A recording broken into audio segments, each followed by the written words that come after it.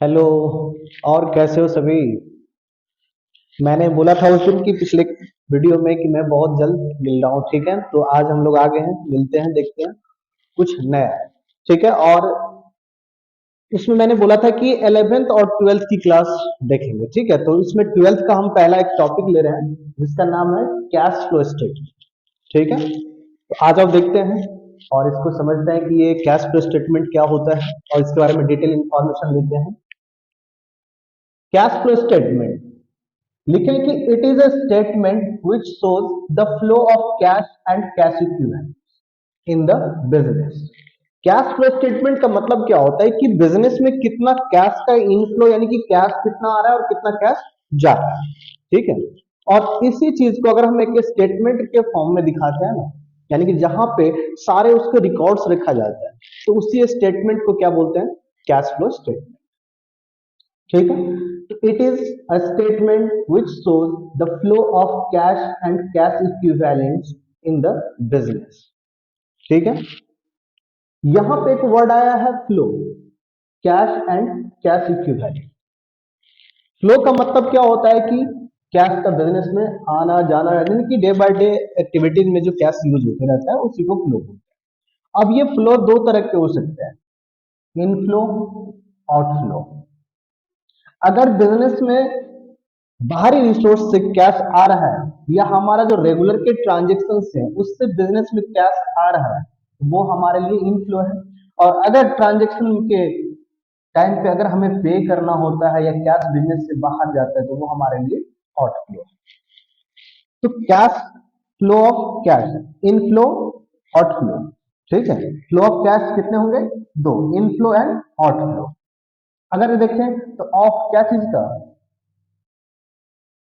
Cash and cash equivalents. ठीक है।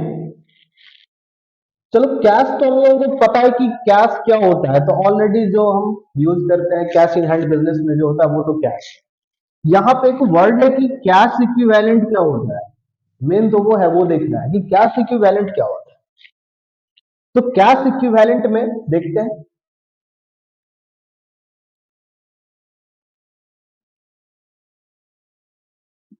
Cash equivalent. Cash equivalent मतलब कि जो कैश तो नहीं है बट कैश के बराबर है कि नहीं?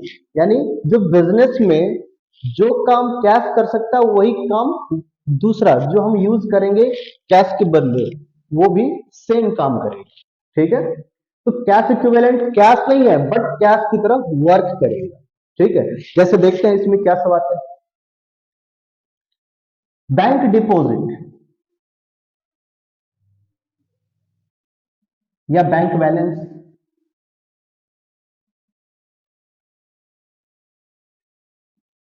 चेक।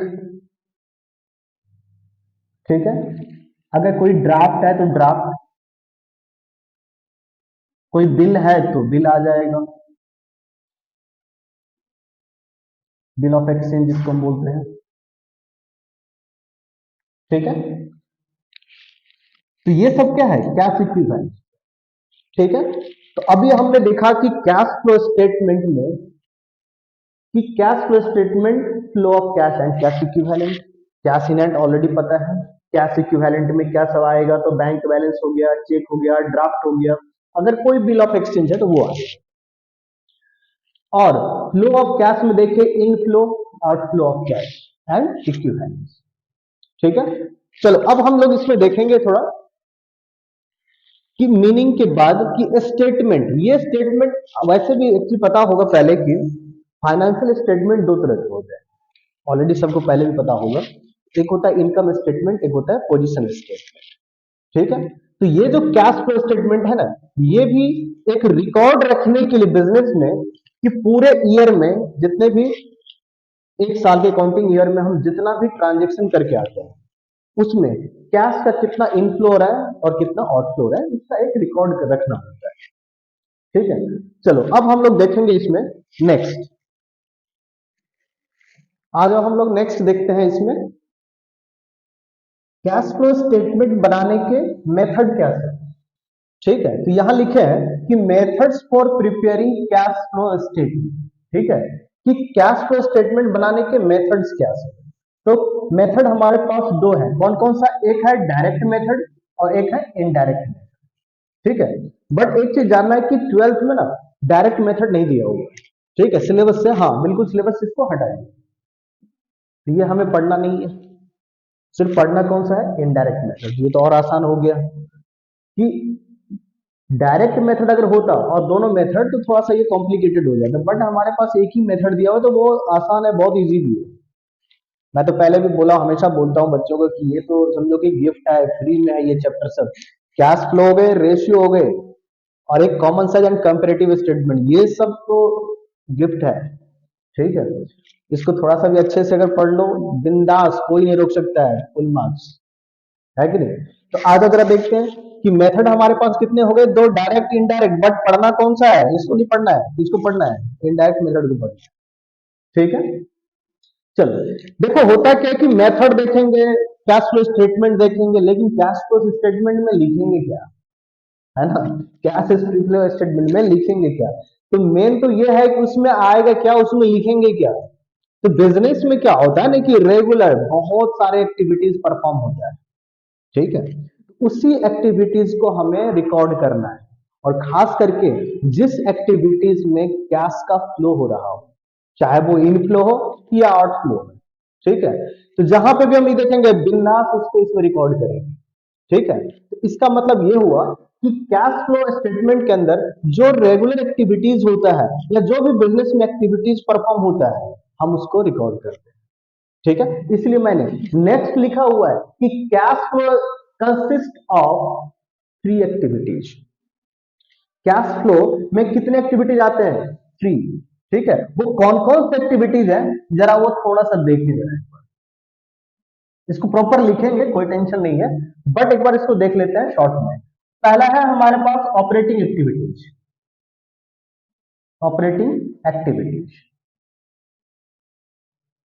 दूसरा है इन्वेस्टिंग एक्टिविटीज,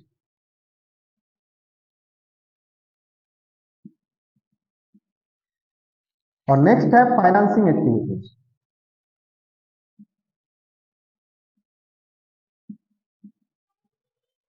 ठीक है।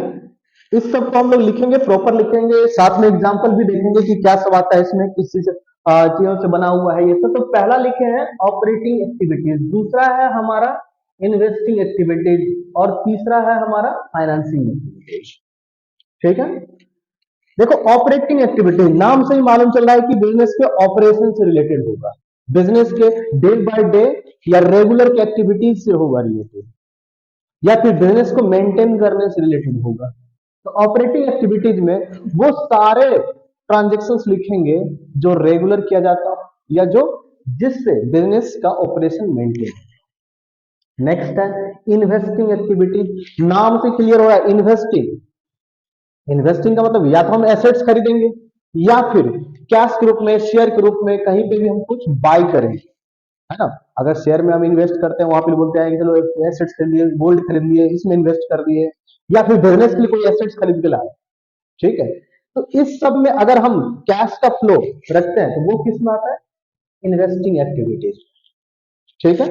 और एक लास्ट है हमारा फाइनेंसिंग एक्टिविटी। फाइनेंसिंग का मतलब ये है कि ये सबसे मेन पार्ट होता है जिसके बिना तो बिजनेस मुश्किल ही है, खास करके कंपनी, जैसे शेयर हो गए, issue of share, redemption of share, issue of debenture, तो ये सब किस में आएगा, फाइनेंसिंग एक्टिविटी, ठीक है। तो अभी हम लोग सेपरेटली इन सब के बारे में डिस्कस करेंगे, operating activities, investing activities and financing activities, ठीक है। तब तक इसको रिकॉर्ड कर लो, और नेक्स्ट पार्ट में हम लोग देखते हैं इसके बारे में, ठीक है। तब तक इसको रिकॉर्ड कर लो।